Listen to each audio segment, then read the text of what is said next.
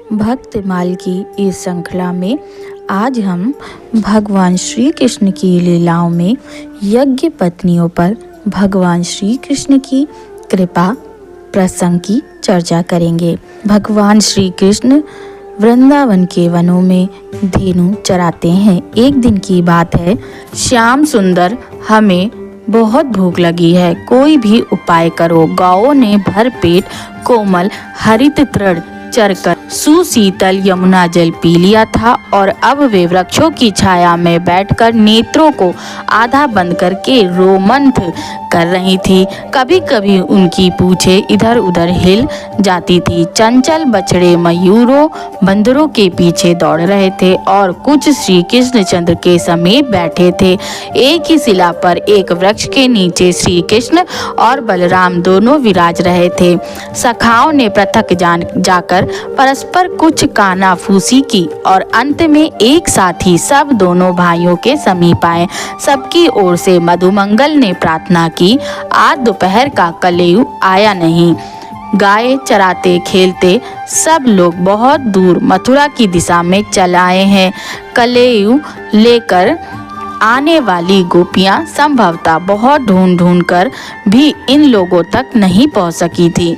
वह देखो, थोड़ी दूर पर धुआं उठ रहा है। मुझे बाबा ने बताया है कि मथुरा के ब्राह्मण वन में आकर यज्ञ कर रहे हैं। उनसे जाकर कहो कि बलराम और श्री कृष्ण के लिए अन्न दो। ब्राह्मण अतिथियों का सत्कार करने वाले होते हैं। श्री कृष्ण ने एक और उंगली से संकेत किया। सब के सब उधर ही दौड़ गए। द्विजोत्तम गढ़, आपको प्रणाम है। हमें बलराम तथा श्याम ने भेजा है। वे दोनों बहुत भूखे हैं और हम लोगों को भी भूख लगी है। अतिथि सत्कार से आपके यज्ञ में कोई दोष नहीं आएगा। भूमि में लेटकर प्रणाम करने के लिए अनंतर गोप बालकों ने प्रार्थना की। ब्राह्मणों ने उधर देखा तक नहीं। या उपेक्षा देखकर वे निराश होकर लौट आए। पुरुष तो निर्दय होते ही हैं, स्त्रियां दयालु होती हैं। अब की बार यज्ञ मंडप में ना जाकर स्त्रियों के लिए जो आवास बना हो वहां जाकर विप्र पत्नियों से कहो, वे अवश्य तुम्हें तुष्ट करेंगी। नंद नंदन ने सब सुनकर कहा, कन्हैया, अब तो हम नहीं जाएंगे। तू स्त्रियों में हमें भेजकर उन मथुरा के मोटे ताजे चौबों से पिटवाना चाहता है। स्त्रियों से तेरी ही पटती है, तू ही जा। मधुमंगल ने रुष्ट होकर अस्वीकार कर दिया। भैया, यहाँ और कुछ है भी नहीं। इस वन में फल भी तो नहीं है। मुझे तो इतनी भूख लगी है कि चलने में भी असमर्थ हूँ। मेरे कहने से एक बार और जाओ। मयूर मुकुटी अनुरोध करे तो टालने का साहस ही किसमें है। री साध्वियों, हम आप सबको प्रणिपात करते हैं।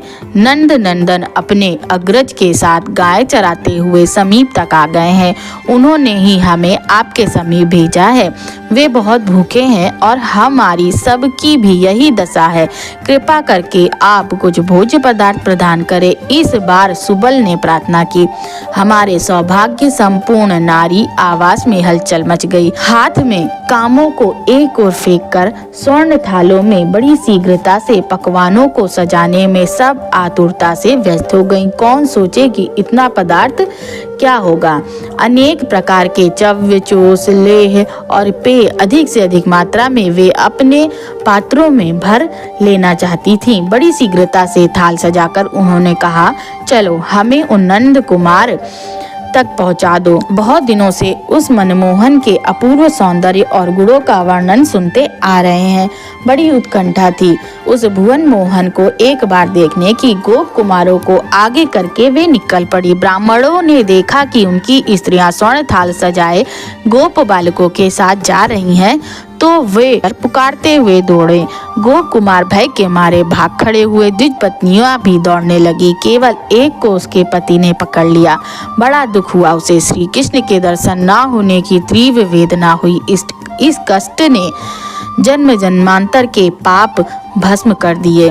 नेत्र बंद करते ही हृदय में ललित त्रिभंगी वंशीधर प्रकट हो गए। अपार आनंद हुआ। समस्त पुण्यों का सुख भोग हो गया। एक पल में पाप और पुण्य के बिना शरीर कैसे टिके, वह तो मुक्त होकर भगवत धाम में पहुंच गए। इधर इंद्रवरदल श्याम शरीर, स्वर्णाभ पीतांबर धारण किए, गले में वनमाला तथा गुंजों की माला, सिर पर मयूर मुकुट, अनेक धातुओं से शरीर को नटों की भांति सजाए, एक सखा के कंधे पर दाहिना हाथ रखे और बाएं हाथ में एक विकच कमल लेकर घुमाते हुए मनमोहन को विप्र पत्नियों ने दूर से देखा। उन्होंने कानों में अर्ध खिले कमल पहन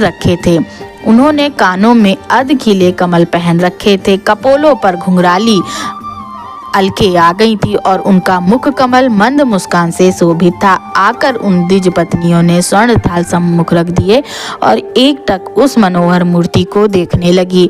आप लोगों का स्वागत, आपने बड़ा कष्ट किया, मुझे देखने आप आई, यह ठीक ही हुआ। अब आप सब लौटे, आप लोग के पति आपकी प्रतीक्षा में होंगे, आपके बिना उनका यज्ञ कार्य रुका रहेगा। बड़े मधुर स्वर में श्याम सुंदर से अनुरोध किया, आप इस प्रकार निष्ठुर की भांति ना बोले। आपने शरणागत का परित्याग न करने की जो प्रतिज्ञा की है उसे सत्य करें। अपने समस्त बंधुओं का अनादर करके हम आपके श्री चरणों की शरण में आई हैं। हमारा परित्याग आपके लिए उचित नहीं है। भला हमारे पति, पिता, पुत्र और भाई हमें अपने घरों में अब क्यों रहने देंगे? हम आश्रयहीना है, हे सर्वाश्रय हमें आश्रय दें। रोते हुए उन सब ने प्रार्थना की, आप व्यर्थ शोक कर रही हैं, आपके पति आप लोगों का अनादर नहीं करेंगे। मेरे शरणागतों का तो देवता भी स्वागत करते हैं। आप घरों को लौटे, मर्यादा का पालन करें। श्याम सुंदर ने विवश किया, इच्छा न होने पर भी किसी प्रकार उन्हें लौटना ही पड़ा। उनके जाने पर मोहन ने अग्रज तथा सखाओं के साथ उनके लाए अन्न को उत्साह के साथ ग्रहण किया। जो अवशेष रहा उससे वन के कपियों ने अपनी तृप्ति की। द्विज पत्नियां श्री कृष्ण के पास लौटी थी, वे पतित पावन हो चुकी थी। उनको देखते ही ब्राह्मणों के हृदय का मल दूर हो गया, उनकी बुद्धि शुद्ध हो गई। उन्हें बड़ा पश्चाताप हुआ कि उन्होंने सर्वेश की याचना की उपेक्षा कर दी। ऐसी भगवत भक्ता स्त्रियों के पति होने के कारण उन्होंने अपने भाग्य की भूरी भूरी प्रशंसा की।